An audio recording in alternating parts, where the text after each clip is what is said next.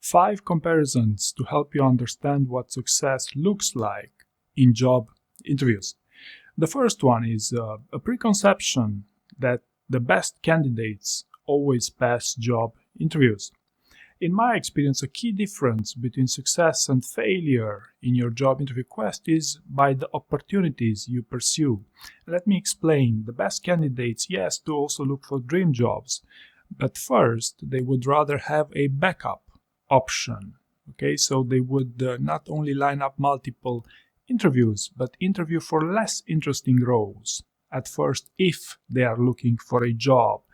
This is when compared to less interesting candidates who like to put all their eggs in one basket, that is their dream job, which is far less likely to give you success, right? Also, one more quick tip for today's employer-driven job market is to adjust your expectations accordingly. So if you're planning to pass a job interview within the next 3 months, it's wise that you multiply that by at least 5.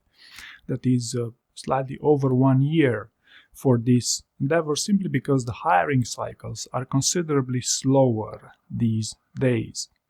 The second thing I like to talk about here is, let me ask you this. Are you coachable? Because, in case you didn't know, all high-performing candidates, all high-performing athletes, even politicians, are coachable. Okay, so what does it mean to be coachable? It basically means to listen to feedback, right? And what happens is with candidates for job interviews, many candidates say they are coachable, say that they listen to feedback.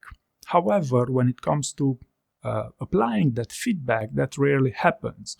And this actually was super surprising to me that a candidate applying for a director level role is far more likely to listen to advice than, let's say, a software engineer. So you should understand that you cannot maybe do it all by yourself, and you might need a little bit of help here and there. So your ability to listen and to follow advice is also a great indication of high-performing candidates. Okay.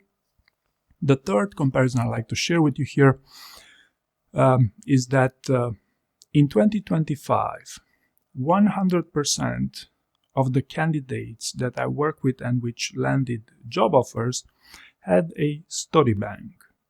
Okay. Now, also statistically speaking, 95% of candidates fail building a story bank that's good enough by their own standards.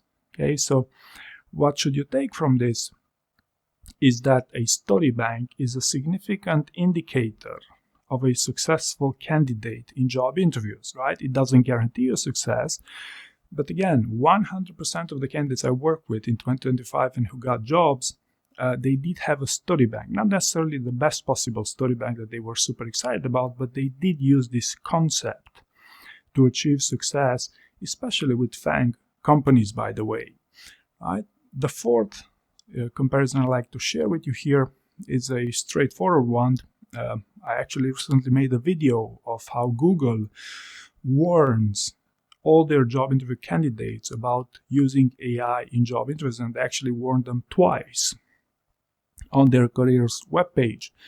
Now, Google would never do this to help candidates, so to speak, to be more successful in their job interviews, but Google does this because they acknowledge that perfectly qualified candidates fail their job interviews simply because they fall into the trap of AI or AI-rewarded answers and the likes.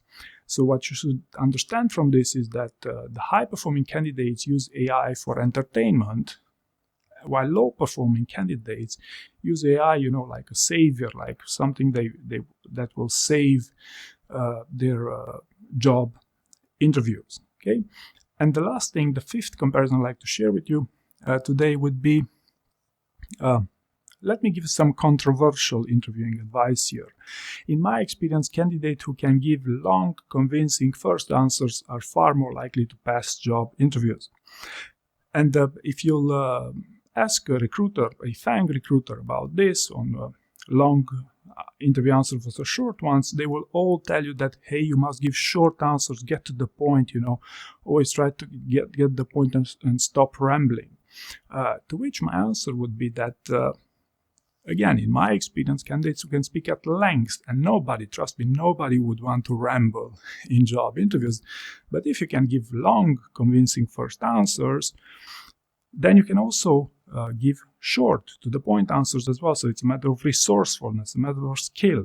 And why do I say this? Well, I know because candidates who are intelligible are far more likely to pass job interviews, and candidates who score well on clarity of thought are also far more likely to pass these job interviews, in comparison with candidates who give short answers on purpose, who could easily come across as superficial and not giving enough context for the interviewer to correctly evaluate them on their full potential in these job interviews, right? And the other benefit, rather hidden benefit of candidates who can give long, convincing first answers is that you can bias the interviewer towards you. If you speak at length and you can make sense at length, and you can score well on clarity of thought, right?